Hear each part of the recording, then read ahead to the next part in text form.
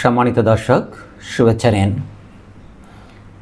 আপনারা ইতিমধ্যেই জেনেছেন যে বাংলাদেশে জামাত এবং বিএনপি মুখোমুখি অবস্থান নিয়েছে জুলাই সনদের আইনি ভিত্তি তৈরি এবং তার পরিপ্রেক্ষিতে একটি গণভোটকে কেন্দ্র করে এই গণভোট কখন হবে, নির্বাচনের সময় হবে নাকি নির্বাচনের আগে হবে, এটি নিয়ে একটি চরম নৈরাজ্য এবং অচল অবস্থা দেখা দিয়েছে রাজনীতির মাঠে। খুবই হতাশাজনক কথা হচ্ছে যে জামাতে ইসলামী বাংলাদেশে রাজনীতি করবার এই কথা নয়। তাদের যে ৭১ সনে বাংলাদেশ বিরোধী অবস্থান, সেই অবস্থানের কারণে তাদের বিচার হওয়ার কথা, তাদেরকে রাজনীতি থেকে নিষিদ্ধ হওয়ার কথা, অথচ সেই জামাতে ইসলামী এখন বাংলাদেশে একটি প্রধান নিয়ামক শক্তি এবং তারা রাজনীতির মাঠে উল্লেখযোগ্য অবস্থান নিয়েছে এবং তাদেরকে নিয়ে আমাদের কথা বলতে হচ্ছে। সে যাই হোক, এটা নিয়ে পরবর্তী সময়ে বিস্তারিত কন্টেন্ট বানানোর ইচ্ছা রয়েছে আমার। আজকের যে বিষয় সেটি হচ্ছে যে জুলাই সনদের বৈধতা নিয়ে একটি গণভোট এবং এই গণভোট কখন হবে। জামাতে ইসলাম দাবি করছে যে নির্বাচনের আগেই, জাতীয় নির্বাচন অর্থাৎ ফেব্রুয়ারি মাসের প্রথমার্ধে যে জাতীয় সংসদ নির্বাচন হওয়ার কথা, তার আগেই নভেম্বর মাসেই এই গণভোটটি হওয়া দরকার। অন্যপক্ষে বিএনপির দাবি হচ্ছে নির্বাচনের দিনেই একই সাথে এই গণভোট অনুষ্ঠিত করা। এই নিয়ে দুপক্ষের মুখোমুখি অবস্থান।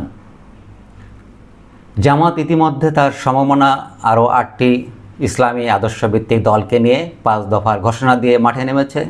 তারা মাঠ গরম করছে, সভা সমাবেশ করছে এবং আগামী ১১ই নভেম্বর অর্থাৎ আগামীকাল তারা তাদের সারা দেশ থেকে কর্মী সমর্থকদের ঢাকায় জমায়েত করে একটি বড় ধরনের শোডাউনের ঘোষণা দিয়েছে।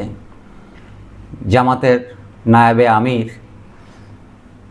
আঙুল সোজা করে যদি ঘি না ওঠে তাহলে আঙুল বাঁকা করে ঘি তোলার ঘোষণাও দিয়েছেন, এ ধরনের কথাও বলেছেন, যা রাজনৈতিক শিষ্টাচার বহির্ভূত একটি আলোচনা।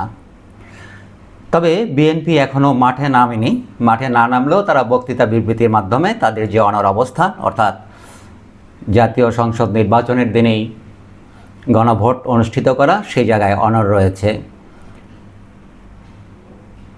এই প্রকাশ্য দ্বন্দ্ব আমরা মনে করছি যে বাংলাদেশের আগামী জাতীয় যে সংসদ নির্বাচন সম্ভাব্য, তার উপর গভীর নেতিবাচক প্রভাব ফেলতে পারে এবং অনেকেই মনে করছেন যে জাতীয় নির্বাচনকে ভণ্ডুল করার ক্ষেত্রে অথবা নির্বাচনটিকে পিছিয়ে দেওয়ার ক্ষেত্রে এ ধরনের যে মুখোমুখি অবস্থান তা ভূমিকা রাখবে। বিএনপি জামাতের দ্বন্দ্বের ফলে বাংলাদেশের রাজনীতিতে অথবা আগামী সংসদ নির্বাচনকে কেন্দ্র করে কী কী নেতিবাচক প্রভাব পড়তে পারে তা নিয়ে আজকে সংক্ষেপে কথা বলবো। প্রথমত, এই সংঘাত ফ্যাসিবাদ বিরোধী যে জোট, অর্থাৎ ২০২৪-এর জুলাই আগস্ট মাসে শেখ হাসিনার সরকারের বিরুদ্ধে যে রাজনৈতিক শক্তিগুলো একত্রিত হয়ে মাঠে নেমেছিল, তাদের মধ্যে একটি স্পষ্ট গভীর ফাটল তৈরি করছে এই মুখোমুখি সংঘর্ষের পরে এবং এই বিভক্তি মাঠ পর্যায়ে তাদের যে সমর্থক এবং সাধারণ জনগণ তাদেরকে মারাত্মকভাবে বিভ্রান্ত করছে। বিরোধী দলগুলির যে সম্মিলিত আলোচনার শক্তি, তাদের যে এক ধরনের ঐক্যমত, তাদের নিজেদের যে একজোটে থাকবার যে কথা ছিল, এই ধরনের একটি গণ অভ্যুত্থানের ফলে সেই শক্তিকে প্রবলভাবে দুর্বল করছে বলে আমরা মনে করছি এবং তার ফলে মাঠ পর্যায়ে কর্মীদের মনোবল ভাঙার সুযোগ তৈরি হয়েছে। ধরুন, জামাত ইতিমধ্যেই শোডাউন শুরু করেছে, তারা মাঠে মিছিল মিটিং করছে, সমাবেশ করছে, তারা হুমকি ধামকি দিচ্ছে। বিএনপি যদি একইভাবে তাদের কর্মী বাহিনী নিয়ে মাঠে নামে এবং পাল্টা শোডাউন করে, তবে কি ভয়ানক রাজনৈতিক তাণ্ডব সৃষ্টি হতে পারে সেটা আমরা সহজেই অনুমান করতে পারি, যদিও বিএনপি এখনও যথেষ্ট ধৈর্যের পরিচয় দিচ্ছে বলে আমরা লক্ষ্য করছি। দ্বিতীয়ত, এই ইস্যুতে সরাসরি যে বিতর্ক, সেই বিতর্কে লিপ্ত হওয়াটা বা সেই বিতর্কে লিপ্ত হওয়ার ফলে দেশের রাজনৈতিক যে অন্যান্য মূল সমস্যা নিয়ে আলোচনা করার কথা আমাদের, অর্থাৎ সরকারের যে অন্তর্বর্তী সরকারের তাদের দায়িত্ব পালনের স্বচ্ছতা, তাদের জবাবদিহিতা, সেই আলোচনাগুলি এই সুযোগে ভিন্ন খাতে প্রবাহিত হচ্ছে এবং একটি নিরপেক্ষ নির্বাচনের দিকে যে আমাদের ফোকাস করা, সেই ফোকাসটা করার পরিবর্তে আমরা এখন জাতীয় আলোচনা বিরোধী দলগুলির আভ্যন্তরীণ কোন্দলের মধ্যে সীমাবদ্ধ করে ফেলছি। এটি ক্ষমতা থেকে বিতাড়িত যে ফ্যাসিস্ট আওয়ামী লীগ সরকার, তাদের জন্য সুযোগ তৈরি করছে। তারা দূর থেকে বসে হয়তোবা হাসছে যে আমরা যারা এই ফ্যাসিবাদী সরকারকে উৎখাত করার জন্য একমত হয়েছিলাম, একজোট হয়েছিলাম, আজকে আমাদের মধ্যেই এ ধরনের ভাঙন, এ ধরনের মুখোমুখি সংঘর্ষ, মুখোমুখি অবস্থান এবং আমাদের এই বিশৃঙ্খলা তাদেরকে উৎসাহিত করছে এবং তারা নিজেদেরকে এই বিশৃঙ্খলার সুযোগ নিয়ে নিজেদেরকে আরও অনেকটা স্থিতিশীল করবার সুযোগ পাচ্ছে এবং নির্বাচন কেন্দ্রিক শক্তি হিসাবে তাদেরকে উপস্থাপন করার চেষ্টা করছে। যেমন তারা এখন প্রায়শই অনলাইন ভিত্তিক তাদের যে প্রচারণা, সেখানে তারা বলছে যে আওয়ামী লীগকে ছাড়া কীভাবে নির্বাচন হয় তা তারা দেখে নেবে।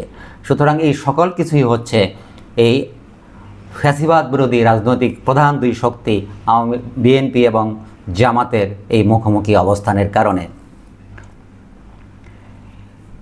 বিএনপি জামাতের এই সংঘাতের কারণে সবচেয়ে বড় যে সংকটটি হতে পারে, যেটা মনে করছি আমরা, সেটা হচ্ছে যে আসন্ন যে জাতীয় সংসদ নির্বাচন, সেই নির্বাচনটি অনুষ্ঠানের ক্ষেত্রে একটি অনিশ্চয়তা সৃষ্টি হওয়ার ব্যাপক সম্ভাবনা রয়েছে। আমরা জানি যে দেশি বিদেশি অনেক শক্তি আছে যারা চাচ্ছে নির্বাচনটি যেন ফেব্রুয়ারিতে না হয়, এটি যেন আরও পিছিয়ে যায়, কিংবা নির্বাচনকে ভণ্ডুল করে একটি ভিন্ন ধরনের সরকার দেশে আসে বা সামরিক বাহিনী দেশের দায়িত্ব গ্রহণ করে, এরকম একটি পরিস্থিতি যদি তৈরি হয় তাহলে সেটা ফ্যাসিবাদী আওয়ামী লীগের জন্য অনেক বেশি সুবিধা বয়ে আনবে। সুতরাং এই সংকট সেই ক্ষেত্রেও একটি বড় ভূমিকা রাখবে বলে আমি মনে করছি। আমাদের এই নির্বাচনকে অনিশ্চিত করে তোলে, নির্বাচনকে দীর্ঘায়িত করে কিংবা ভণ্ডুল করে সে ধরনের একটি তৃতীয় শক্তির উত্থানের জন্য একটি সহায়ক ভূমিকা আমরা রাখছি বা নিজেরাই নিজেদের পায়ে কুড়াল মারছে বলে মনে করা যেতে পারে।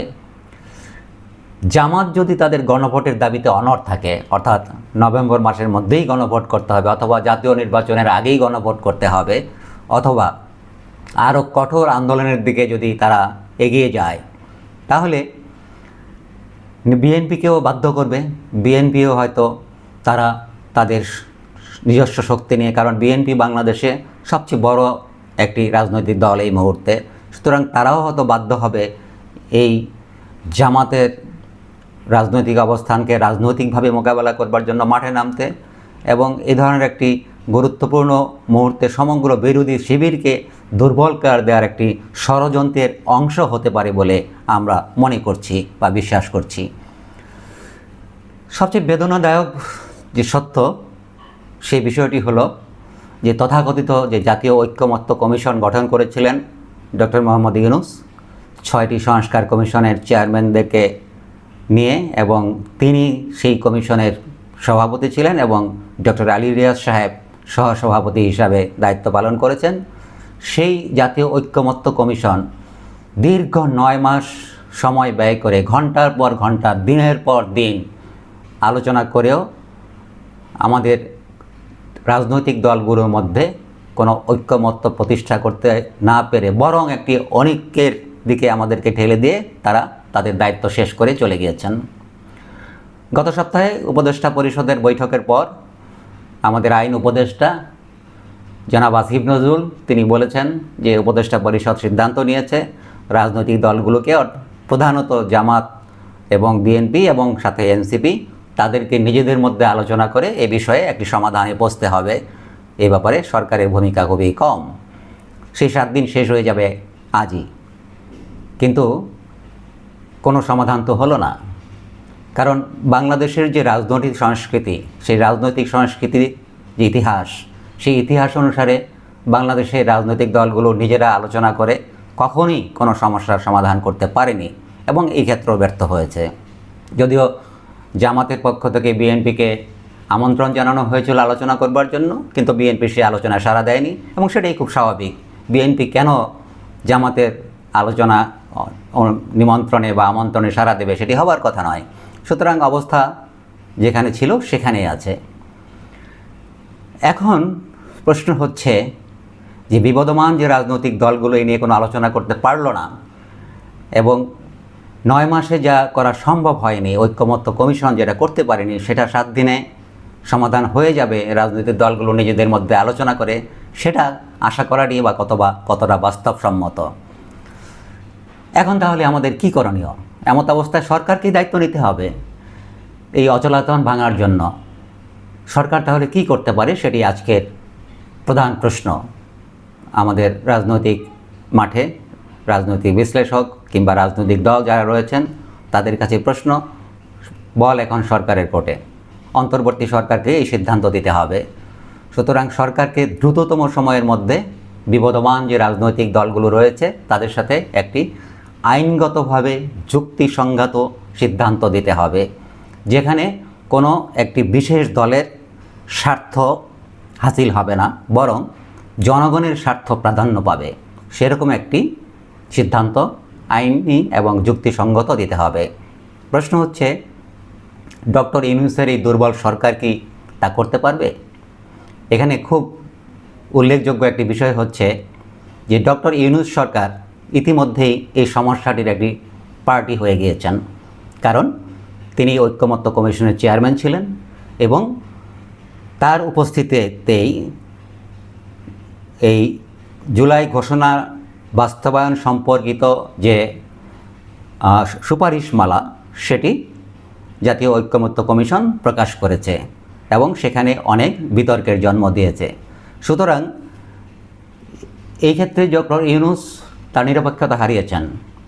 এখন তাকেই খুঁজে বের করতে হবে যে কী ধরনের সমাধান তিনি বের করবেন এবং যা হতে হবে সবার কাছে গ্রহণযোগ্য এবং যুক্তিসঙ্গত এবং সর্বোপরি জনগণের জন্য একটি ন্যায়সঙ্গত বিষয় হতে হবে। নিজের ইচ্ছে মতো কোনো সিদ্ধান্ত যদি তিনি চাপিয়ে দেন তাহলে পরিস্থিতি হয়তো আরও অনেক বেশি প্রতিকূল হয়ে উঠতে পারে। এতক্ষণ আমার সাথে থাকার জন্য আপনাদেরকে অসংখ্য ধন্যবাদ। যদি আলোচনা ভালো লেগে থাকে তবে চ্যানেলটি সাবস্ক্রাইব করে আমাদের সঙ্গে থাকতে পারুন, লাইক করতে পারুন, শেয়ার করতে পারুন। ধন্যবাদ।